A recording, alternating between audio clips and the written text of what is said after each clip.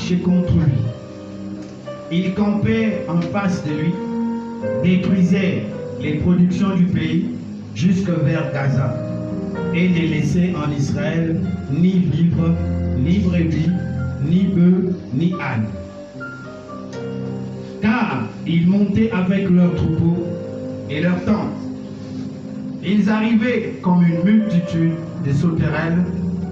Ils étaient innombrables, eux et leurs chameaux, et ils venaient dans le pays pour le ravager.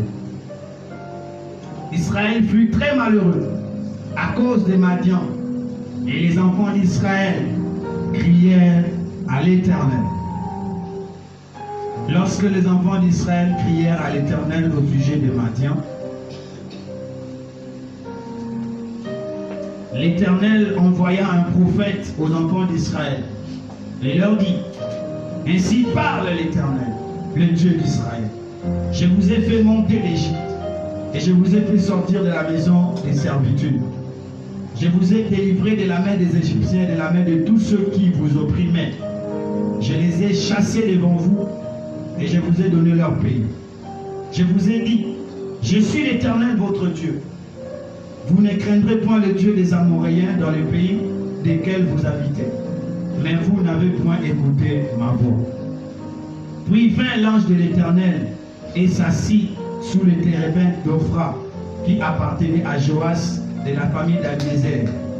Gédéon, son fils, battait du froment au pressoir pour le mettre à l'abri de Madian. L'ange de l'Éternel lui apparut et lui dit: l'Éternel est avec toi, vaillant héros. Gédéon lui dit: ah, mon Seigneur, si l'Éternel est avec nous, pourquoi toutes ces choses nous sont-elles arrivées? Et où sont tous ces prodiges que nos pères nous racontent quand ils disent: l'Éternel ne nous a-t-il pas fait monter d'Égypte? Maintenant l'Éternel nous abandonne et il nous livre entre les mains de Madian. L'Éternel se tourna vers lui et dit: va avec la force que tu as et délivre Israël de la main des Madians. N'est-ce pas moi qui t'envoie? Gédéon lui dit: ah, mon Seigneur, avec quoi délivrerai-je Israël? Voici, ma famille est la plus pauvre en Manassé, et je suis le plus petit dans la maison de mon père. L'Éternel lui dit: mais je serai avec toi, et tu battras Madian comme un seul homme. Amen. Amen. Israël fit ce qui déplaît à l'Éternel, et l'Éternel les livra entre les mains de Madian pendant 7 ans. Dans la Bible, lorsqu'on parle du chiffre 7, nous voyons le chiffre de la perfection. Comme il pouvait s'agir de 7 ans, tout comme aussi il s'agirait d'une période où Israël allait réellement expérimenter la colère de Dieu et être recadré pendant 7 ans. Ça peut être 7 ans, tout comme ça peut être une période, comme je viens de le dire, où Israël était censé vivre la douleur. Une douleur qui lui permettra de comprendre ce qui a été son erreur. C'était quoi l'erreur d'Israël? C'est de faire ce qui déplaît à l'Éternel. Faire ce que Dieu ne veut pas. Aller à l'encontre de ce que Dieu veut. Ce matin, je vais introduire une série d'enseignements qui se suit avec ce que nous avons commencé, Deviens fils. Nous avions parlé la fois dernière que Deviens fils, un fils est un libérateur. Et là, nous allons voir les exemples des libérateurs et ce qui a été à la base de leur réussite. Un fils est un libérateur. Nous voyons ici, lorsque vous allez plus loin, on nous parle de l'état du lieu de la nation d'Israël. Une nation qui est allée loin de Dieu, une nation qui s'est éloignée de Dieu. Et Dieu les a livrés à eux. Et la Bible nous précise une deuxième vérité. Pendant ce temps où ils étaient en train de vivre la douleur que leur infligeait Madian, la Bible précise que Madian fut puissante contre Israël. En d'autres termes, lorsque nous allons faire des choses qui sont à l'encontre de la pensée de Dieu, il y a des moments où Dieu enlève sa main protectrice sur nous. Il y a des moments où Dieu enlève sa protection. C'est la protection de Dieu qui fait de nous des hommes forts. De nous-mêmes, nous ne sommes pas forts. Aucun homme ne peut se prédire, dire que je suis fort, comme certains le disent, Makila Makasi. Makila Makasi, ça ne veut rien dire. Makila Makasi, c'est Makila na Yesu. C'est quand le Christ vous protège par son sang que vous pouvez être fort. Lorsque vous êtes sous la protection de Dieu, et être sous la protection de Dieu veut dire obéir à ses lois. Lorsque vous obéissez à la loi de Dieu, la main de Dieu, la protection de Dieu est sur vous. Mais lorsque vous ne le faites pas, la Bible dit que Dieu a retiré sa main. Il a livré Israël entre les mains de mendiants. Et là, la Bible dit que la main des mendiants fut puissante contre Israël. J'aimerais ouvrir une parenthèse pour dire à quelqu'un, l'ennemi n'a pas reçu mandat d'être puissant sur toi. Ton ennemi n'a pas reçu mandat d'être puissant sur toi. Mais si la main de ton ennemi devient puissante sur toi, il se peut que la main de Dieu n'est plus sur toi. Je le répète, ton ennemi n'a pas reçu mandat d'être puissant plus que toi. Mais s'il arrive que dans ta vie, ton ennemi, la main de ton ennemi est puissante que toi, sache qu'il se peut que toi, la main de Dieu n'est plus sur toi. La main des mendiants fut puissante contre Israël. Pourquoi? Parce que la main de l'Éternel a livré mendiant, a livré Israël. Dieu, le verset 1 dit, l'Éternel livra entre les mains des mendiants. Le fait que l'Éternel livre Israël entre les mains des mendiants, c'est seulement le fait que Dieu enlève sa protection et il laisse mendiants venir détruire Israël. La Bible dit, le monde dans lequel nous vivons est sous la puissance de l'ennemi. On parle d'une puissance. C'est que si nous sommes forts, ce n'est pas parce que nous sommes puissants par nous-mêmes, mais c'est parce qu'il y a un homme, une puissance plus puissante que celui qui dirige ce monde, qui nous protège. C'est parce que Dieu, qui est plus puissant, sa main est sur nous. Voilà pourquoi nous pouvons encore tenir dans ce monde, nous pouvons encore résister. Mais en réalité, sans la main de Dieu, aucun homme ne peut résister devant la puissance de l'humanité régie par le diable. Deuxième de chose, la Bible dit, les enfants d'Israël, pour échapper à mendiants, les enfants d'Israël se retiraient dans les ravins des montagnes, dans les cavernes et sur les rochers fortifiés. Pour échapper à mendiants, les enfants d'Israël se retiraient dans les ravins des montagnes, dans les cavernes et sur le rocher fortifié. Ça veut dire qu'ils battaient en retraite. Ils étaient en confinement. Ils allaient se confiner dans un endroit qu'on appelait ravin des montagnes et dans les cavernes des rochers fortifiés. Voilà pourquoi je ne cesse de le dire que si aujourd'hui l'Église est confinée, l'Église a battu retraite, il faut que nous puissions revoir si seulement le Dieu de l'Église est encore avec nous. Il est important que nous puissions nous poser cette question. En réalité, l'Église est appelée à être puissante. Les enfants de Dieu sont appelés à être puissantes. La main de Dieu est appelée à être sur nous. Pourquoi? Parce que Dieu est puissant. Mais lorsque Israël, pour échapper à mendiant, les enfants d'Israël se retiraient dans le ravin des montagnes. Ça veut dire quoi? Ils avaient l'habitude de vivre normalement. Mais parce qu'ils avaient peur des mendiants, ils allaient se cacher. Ils allaient se réfugier. Ils allaient protéger leur vie. Ils allaient couvrir leur vie. Ils allaient se dire, nous avons besoin d'être protégés. Ils allaient se cacher. N'est-ce pas la même réalité que nous vivons aujourd'hui? N'est-ce pas la même réalité que nous vivons aujourd'hui? Les hommes et les chrétiens et les païens, tous nous fuyons de la même façon. Nous nous cachons de la même façon. Sans même vérifier certains détails, sans pour autant écouter ce que Dieu a dit. Nous nous sommes tous cachés. Je ne suis pas en train de soulever l'Église pour être rebelle aux autorités, mais je pense que l'Église doit se poser des questions sur notre situation. L'armée de mendiants fut puissante contre Israël. Et voilà, parce que la main des mendiants était puissante contre Israël, pour échapper à la main des mendiants, Israël s'est retiré dans les ravins.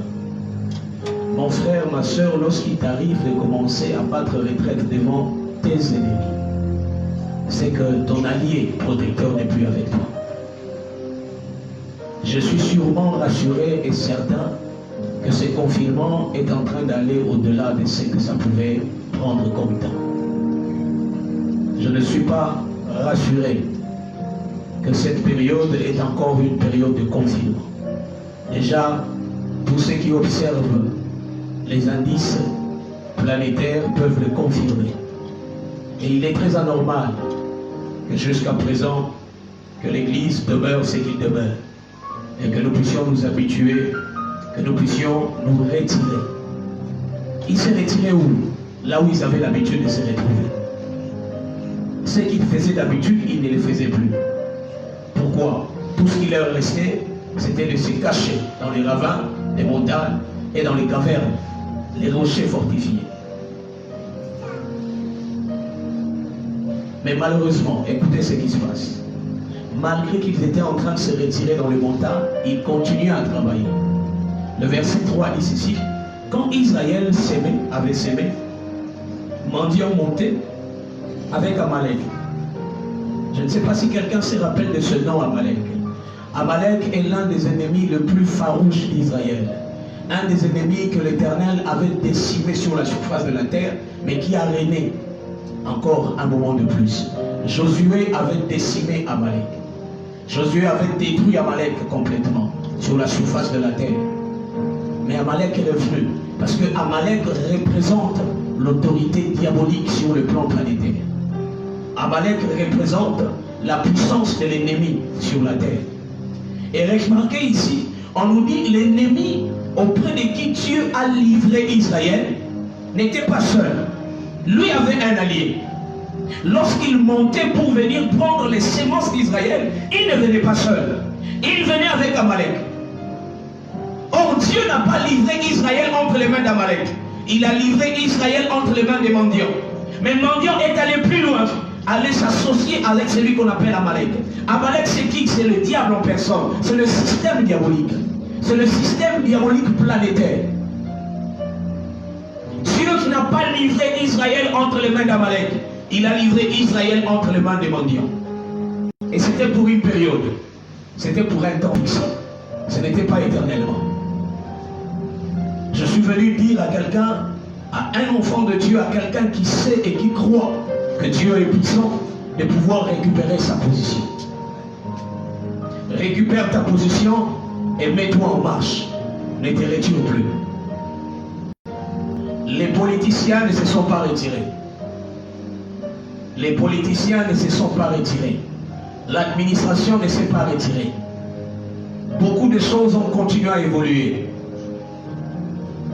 Mais là, ce qui est triste, c'est que ce qui fait la force d'une nation, ce qui fait la force d'un peuple, ce n'est pas toujours son système de fonctionnement, mais c'est plutôt les justes qui se trouvent dans cette nation. Parce que la Bible dit, lorsque les justes se multiplient, le peuple est dans la joie. Dieu n'a pas livré mendiant entre les mains, Dieu n'a pas livré Israël entre les mains des mendiants, entre les mains d'Amalek. Dieu n'a pas livré Israël entre les mains d'Amalek. Mais c'est Amalek qui est en fait l'allié. C'est Mandiant qui est l'allié d'Amalek. Et il n'est pas seulement seul, Amalek. Il est avec les fils de l'Orient.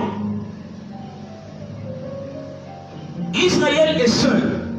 Mais l'ennemi qui vient combattre Israël connaît la force d'Israël.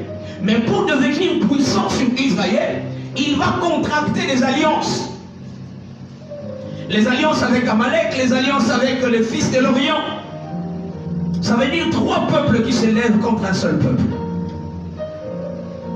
Et qui viennent faire quoi? Pour détruire la production du pays. Jusqu'au vers Gaza. Quand on parle de la production du pays, on voit l'économie du pays. N'est-ce pas que ce qui vient d'arriver aujourd'hui a mis à terre toutes les économies du monde?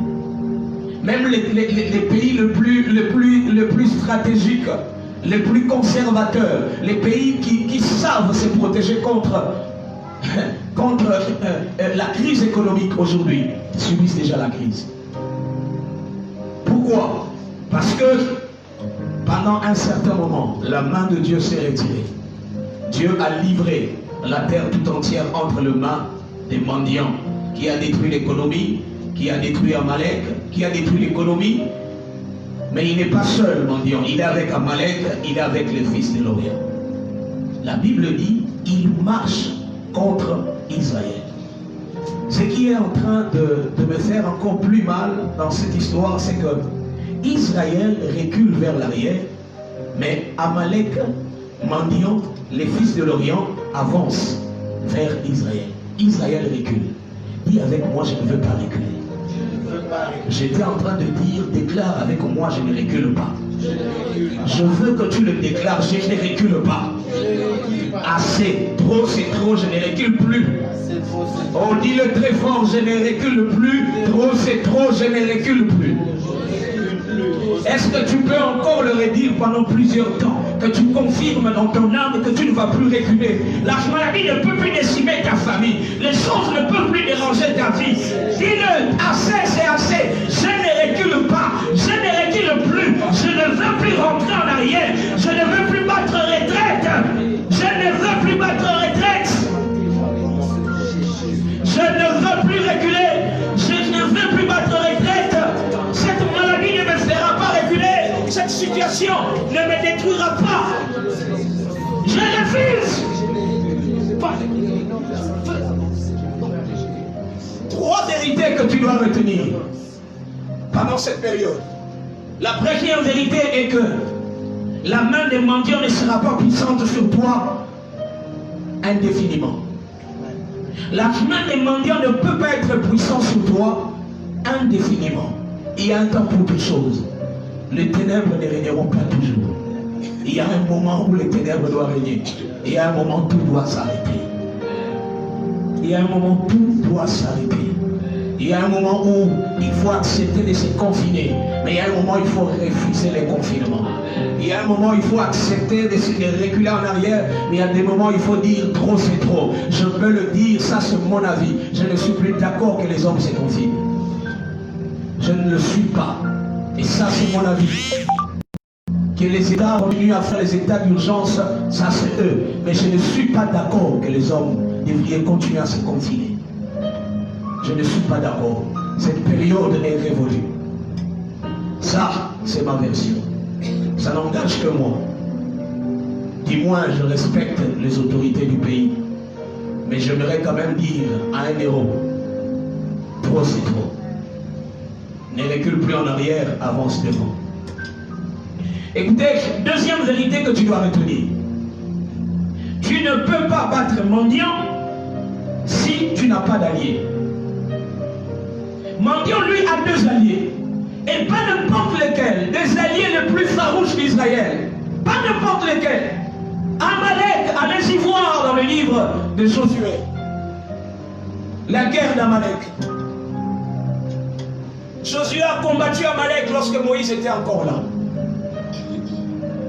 Dans le livre d'Exode, il a combattu Amalek. Mais la Bible dit qu'il a décimé Amalek sur la surface de la terre.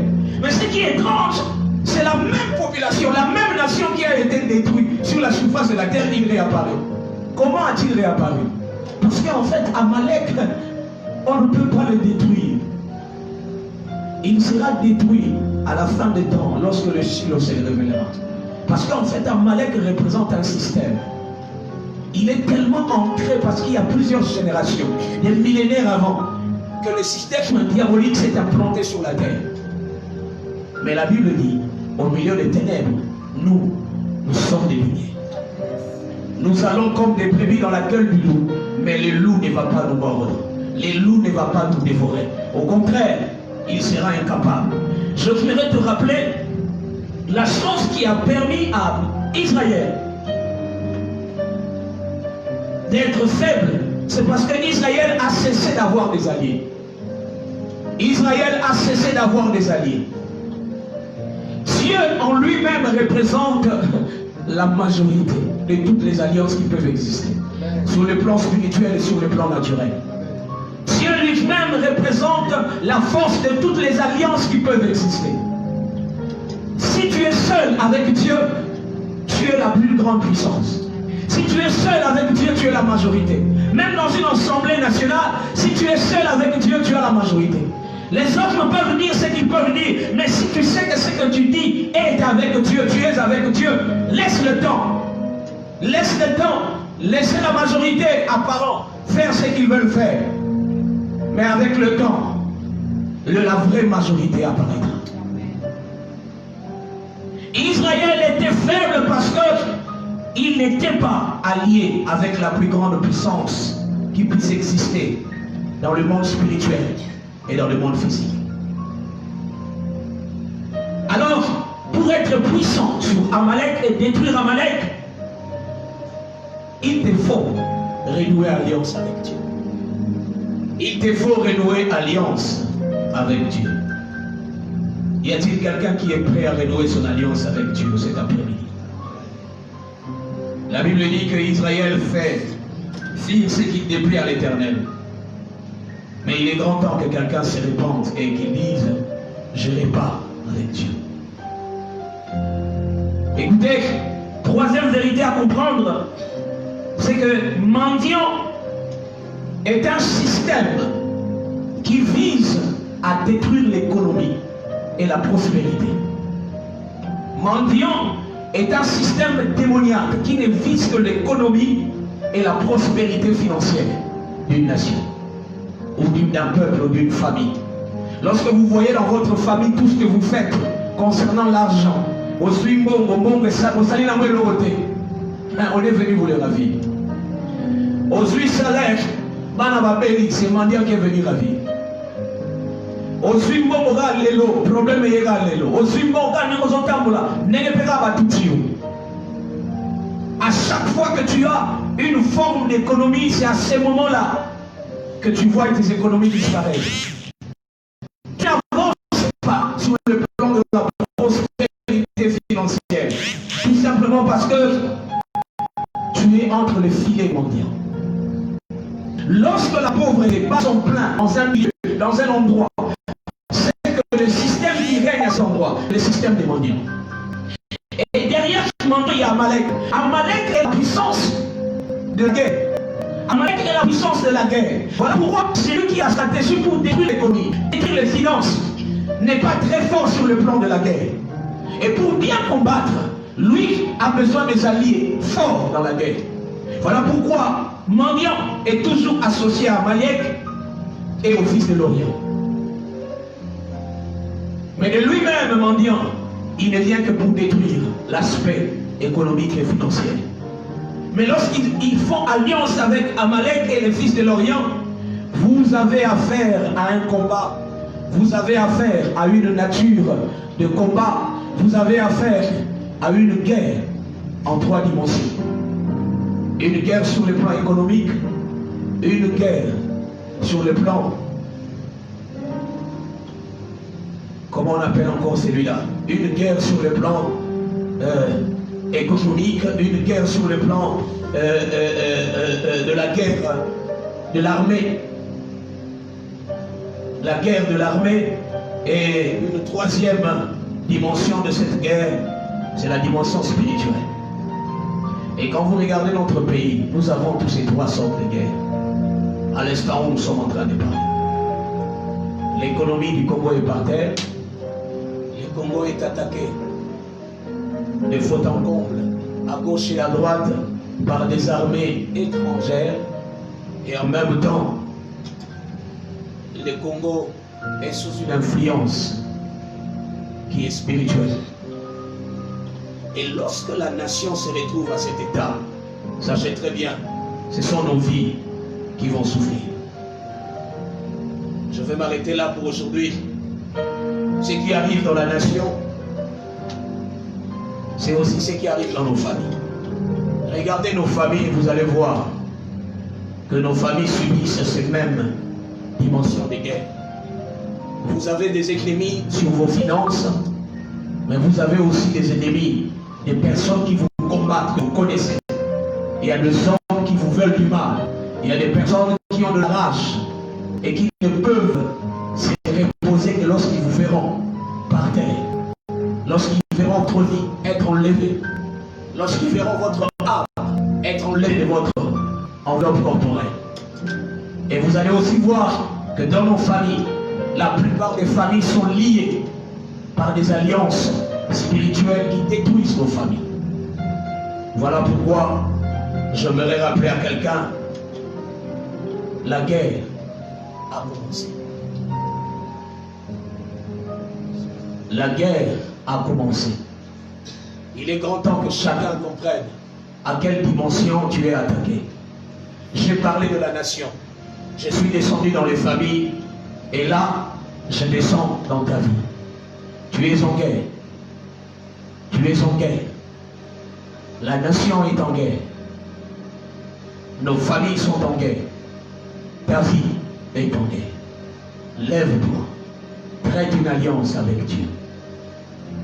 Et entre au combat. Ne recule plus en arrière.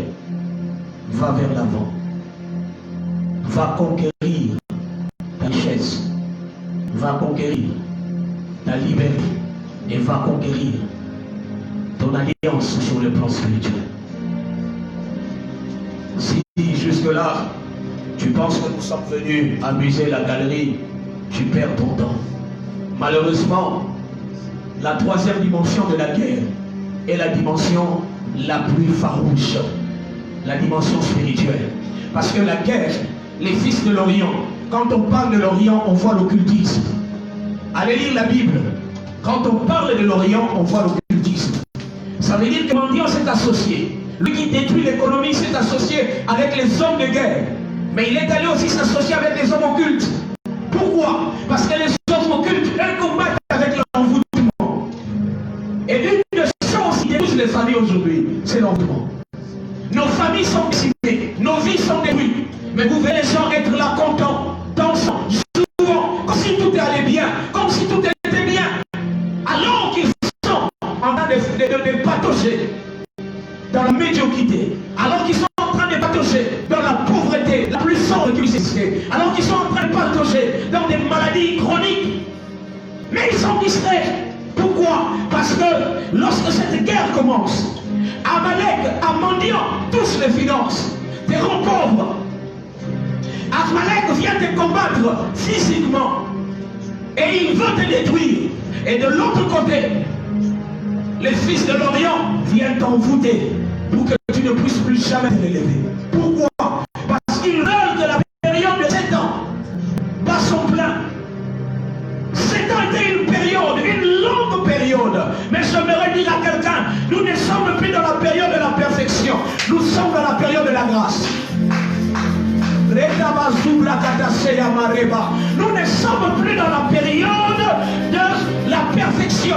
Nous sommes dans une période plus que la perfection. C'est la période de la grâce. C'est la période où les hommes faibles peuvent dire je suis fort, non pas par moi-même, mais parce que celui qui habite en moi est plus fort que celui qui est dans le monde. Nous sommes dans un temps où on n'a plus besoin d'attendre le moment de perfection de la douleur. Les temps de l'enfantement, la douleur de l'enfantement ne prendra plus la perfection. Parce que la Bible dit, en ce jour-là, on ne dira plus, les enfants ont mangé les raisins et les dents, les parents ont mangé les raisins et les dents des enfants étaient agacées. On ne le dira plus. En ce jour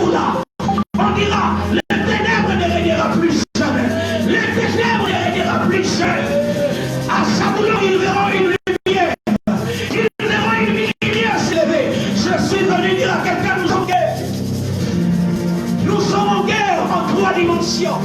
Et comprenez qu'aujourd'hui, la technologie a dépassé les images. Maintenant, les images en 3D, la 3 dimensions.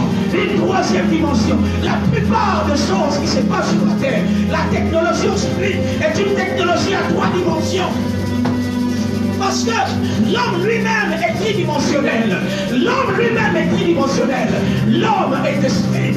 L'homme est corps. L'homme est âme. Tridimensionnel. Voilà pourquoi le combat qui vient sur ta vie, vient en 3 dimensions. Il attaque les corps, c'est Amalek.